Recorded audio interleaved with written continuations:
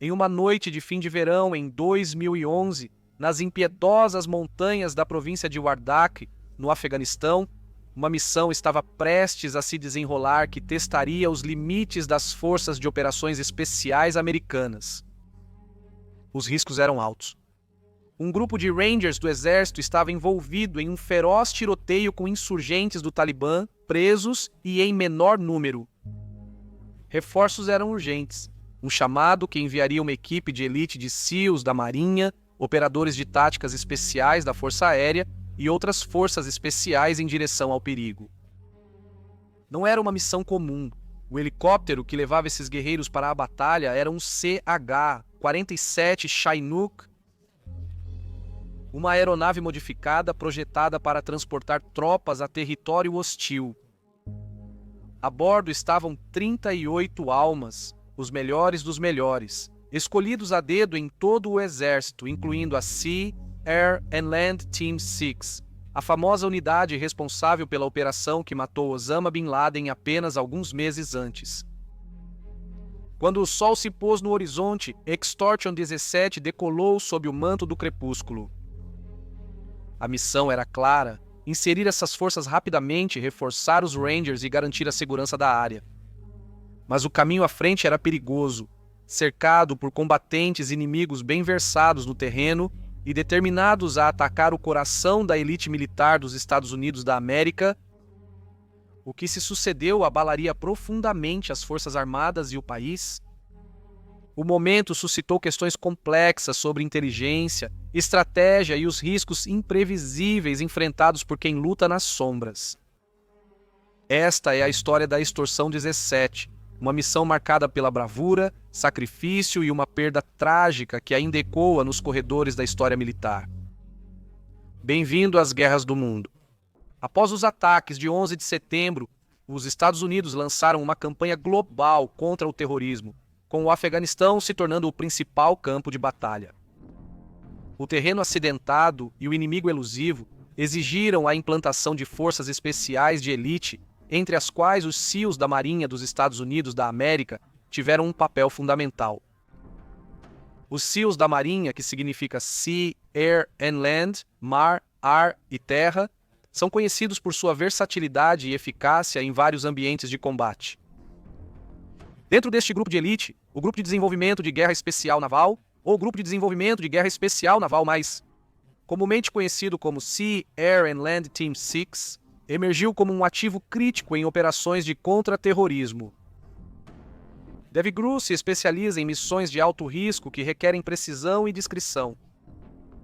Um momento decisivo para o DEVGRU ocorreu em 2 de maio de 2011 durante a Operação Neptune Spear. Nesta missão, operativos da Sea Air and Land Team 6 infiltraram-se num complexo em Abbottabad, Paquistão, e mataram Osama Bin Laden, o líder da Al-Qaeda e o mentor dos ataques de 11 de setembro.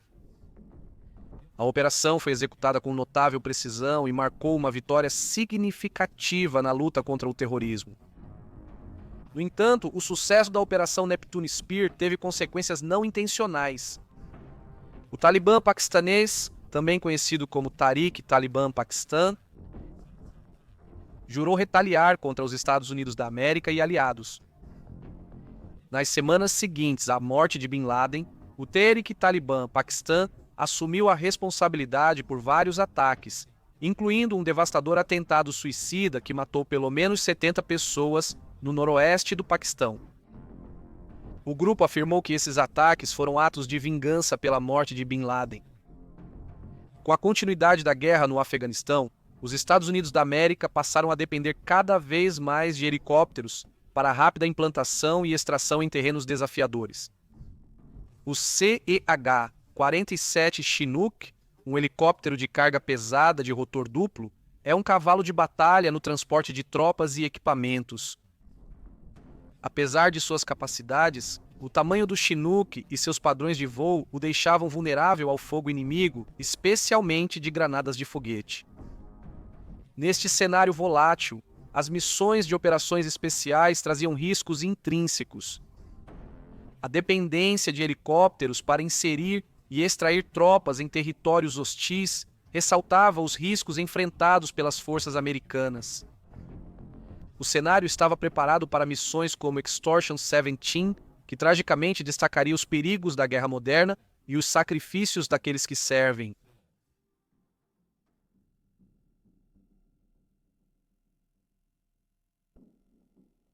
Na escuridão, antes do amanhecer, no 6º de agosto de 2011, um helicóptero militar CH-47D Chinook dos Estados Unidos da América decolou na noite afegã. Seu código de chamada Extortion 17. Seu destino era o terreno acidentado e hostil do Vale Tange na província de Maidan Wardak, um conhecido refúgio para os combatentes do Talibã. A operação visava reforçar uma equipe de Rangers do Exército envolvida em um tiroteio durante uma incursão noturna visando um líder sênior do Talibã, Qari Tahir. Seu assalto inicial começou por volta das 10h37 da noite. Em 5 de agosto, quando 47 Rangers do 75º Regimento foram inseridos no vale através de 2 helicópteros Chinook.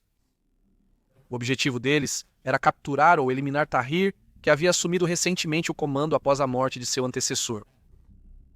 Ao avançarem, os Rangers encontraram resistência, e a inteligência apontava que os insurgentes se reagrupavam nas proximidades. Para impedir a fuga dos líderes do Talibã e apoiar os Rangers engajados, os comandantes montaram uma Força de Reação Rápida ou Força de Reação Rápida. A equipe incluía 17 Sea, Air and Land S da Marinha do Sea, Air and Land Team 6, operadores de táticas especiais da Força Aérea, membros da Guarda Nacional do Exército e da Reserva, comandos do Exército Nacional Afegão, um intérprete afegão e um cão de trabalho militar chamado BART.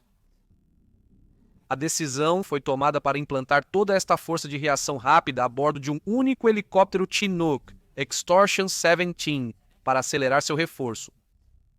Esta abordagem, embora eficiente, desviou da prática padrão, que normalmente envolvia dividir as equipes em várias aeronaves para mitigar o risco. Extortion 17 partiu de uma base operacional avançada por volta da 1 da manhã, rumo à zona de pouso designada no Vale Tange. A missão era sensível ao tempo, visando inserir rapidamente a força de reação rápida para apoiar os Rangers e prender Tahir antes que ele pudesse escapar. A composição da equipe a bordo do Extortion 17 refletia a natureza colaborativa das missões de operações especiais, reunindo pessoal de elite de várias ramificações e unidades. A expertise combinada deles era crucial para o sucesso da missão no terreno desafiador e ambiente hostil do Vale Tange. Enquanto o Extortion 17 seguia para a zona de desembarque, a equipe dentro se preparava para apoiar seus companheiros de armas no solo e para completar sua missão. Sem que soubessem, o inimigo já estava posicionado, pronto para explorar as vulnerabilidades do helicóptero que chegava. O que se seguiu foi devastador, marcando um dos momentos mais sombrios na história das operações especiais americanas.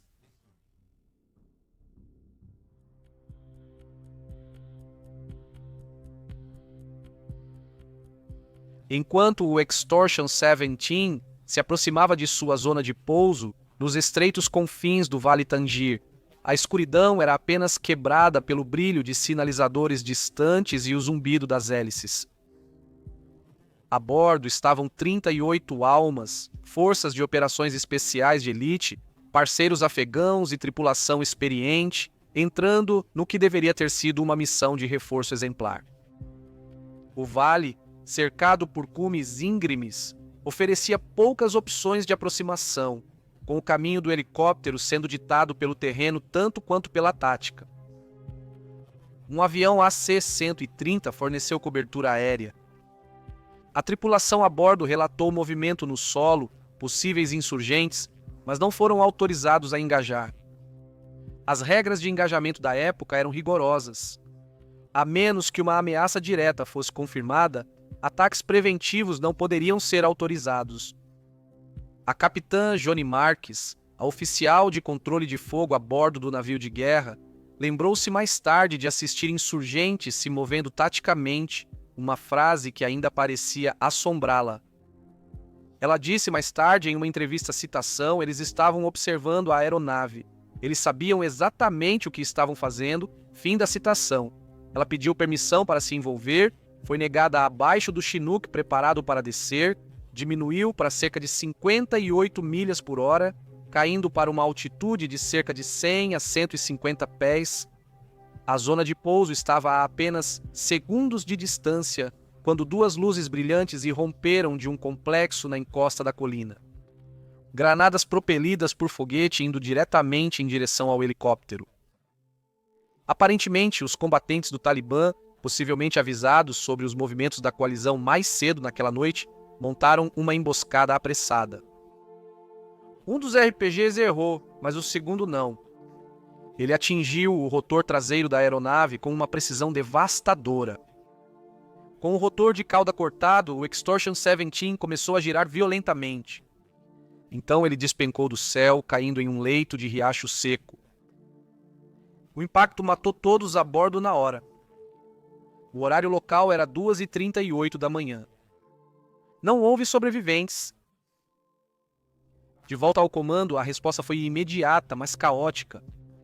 Equipes de busca e resgate foram enviadas, mas só confirmaram a dura realidade. Nas horas seguintes, os nomes dos passageiros seriam repassados para a cadeia de comando.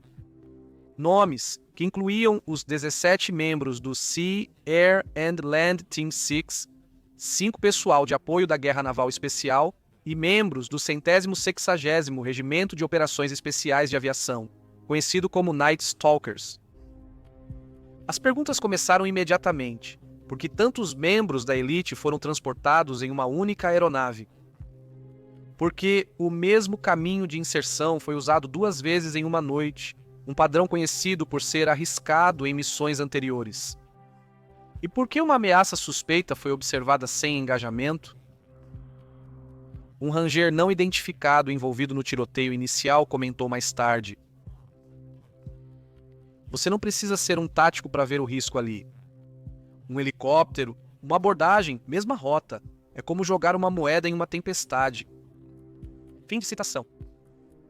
A investigação oficial militar concluiu que a emboscada não havia sido pré-planejada, mas sim uma oportunidade casual explorada pelos combatentes do Talibã.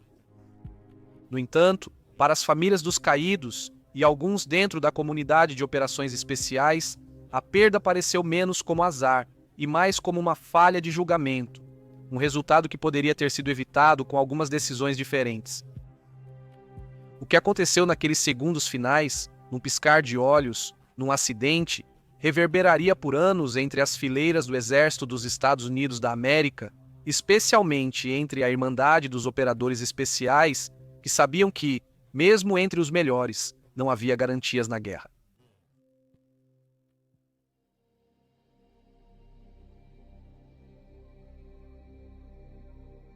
A queda do Extortion 17 em 6 de agosto de 2011 chocou tanto o Exército dos Estados Unidos da América quanto a nação. 38 vidas foram perdidas, incluindo 30 membros do serviço americano, sendo o incidente mais mortal para as forças dos Estados Unidos da América na guerra no Afeganistão. No rescaldo imediato, a tristeza envolveu comunidades militares e famílias em todo o país. Memoriais foram realizados nacionalmente, incluindo um enterro coletivo no Cemitério Nacional de Arlington para homenagear aqueles cujos restos mortais não foram identificados individualmente. O Museu Nacional da Marinha Unidades de Demolição Subaquática, SEAL, e outras instituições estabeleceram desde então memoriais para homenagear aqueles que se perderam. Uma investigação oficial liderada pelo general de brigada Jeffrey M. Colt concluiu que o helicóptero foi abatido por um foguete propelido a granada disparado por insurgentes do Talibã. O relatório afirmou que o ataque foi resultado dos insurgentes estarem no lugar certo na hora certa, ao invés de uma emboscada coordenada. Contudo, as conclusões do inquérito não dissiparam todas as inquietações. Famílias dos caídos e alguns militares levantaram questões sobre o planejamento e execução da missão. Críticos apontaram para a decisão de transportar um grande número de tropas de elite em um único helicóptero, o uso de uma rota de voo previsível e a escolha da aeronave. Alguns sugeriram que um helicóptero de operações especiais, como o MH-60 Black Hawk, seria mais apropriado para as condições da missão. Mais polêmica surgiu sobre possíveis vazamentos de inteligência. Alguns familiares e comentaristas sugeriram que a identificação dos membros do SIA Air and Land Team, 6 após a invasão a Bin Laden, comprometeu a segurança deles. Eles questionaram se o Talibã havia sido alertado sobre a missão deles, levando à emboscada fatal. As regras de engajamento na época também estavam sob escrutínio.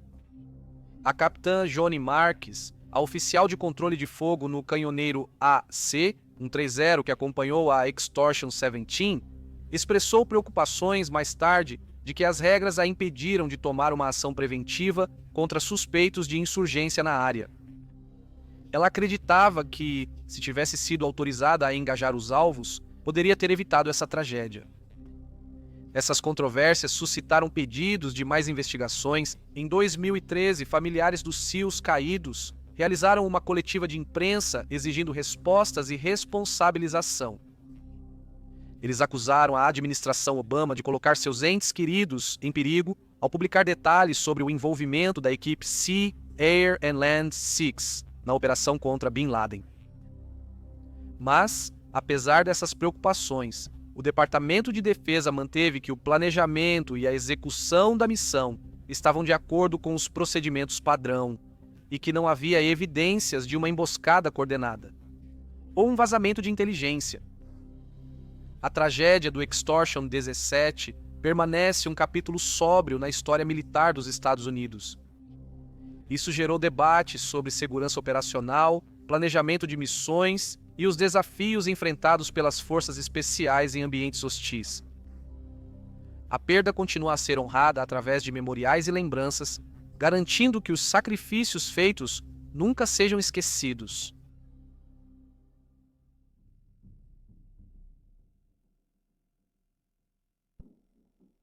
Desde a derrubada do Extortion 17, o Exército dos Estados Unidos da América realizou uma análise detalhada de seus protocolos operacionais. A tragédia provocou uma reavaliação do planejamento da missão, alterando a forma de implantação das forças de operações especiais. Enfatizou-se a diversificação dos métodos de inserção, o aprimoramento da coleta de inteligência e a melhoria da comunicação entre as unidades para reduzir riscos em missões futuras. Entre os 30 americanos mortos, estava o oficial de marinha de primeira classe Michael J. Strange, um técnico criptológico da Sea, Air and Land Team 6. Seu pai, Charles Strange, tem sido um defensor incansável da transparência e responsabilidade em relação às circunstâncias que envolvem a missão. Em seu livro Implacável, a busca de um pai estrela de ouro pela verdade, Charles relata uma conversa com o presidente Obama na base aérea de Dover, onde o presidente lhe assegurou que o incidente seria minuciosamente investigado. Charles lembra a citação: "Eu agarrei o senhor presidente pelos ombros e eu disse: 'Eu não preciso saber sobre meu filho, preciso saber o que aconteceu, senhor presidente.'" Fim da citação. Mas apesar das garantias do presidente, Charles sente que a investigação não forneceu as respostas que ele procurava. A tragédia do Extortion 17 também destacou a importância de apoiar as famílias dos membros do serviço que caíram. Em resposta, organizações como o Projeto 31 Heróis foram estabelecidas, fornecendo assistência e honrando a memória dos 30 americanos perdidos. Seus esforços garantem que as famílias não enfrentam seu luto sozinhas. A perda do Extortion 17 é um lembrete contundente de quão estreita pode ser a margem entre sucesso e tragédia na guerra. No ambiente implacável do conflito moderno, até as operações mais meticulosas podem ser destruídas instantaneamente.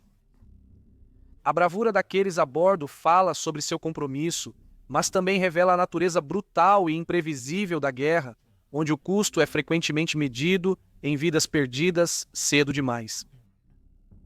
Ao refletirmos sobre essa tragédia, é importante reconhecer não apenas o heroísmo, mas também a dura realidade enfrentada por por aqueles que servem em operações especiais.